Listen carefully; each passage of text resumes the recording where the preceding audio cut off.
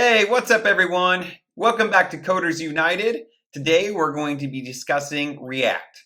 React is one of my favorite JavaScript libraries for building user interfaces. React was started by a guy named Jordan Walk working at Meta.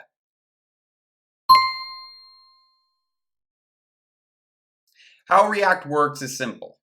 You have a virtual DOM, which is a copy of the real DOM, and every time an update is made, it compares the real DOM to the virtual DOM and only updates the nodes which have changed. So from here, let's go ahead and let's create our own React app. Now you can do this by using a command called create React app.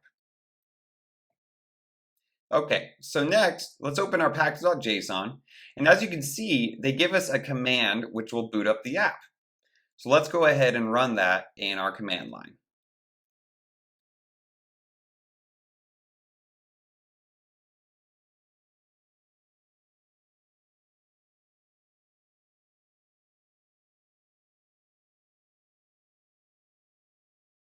And here we go. Just like that, we've got our first React app booted up and ready to go.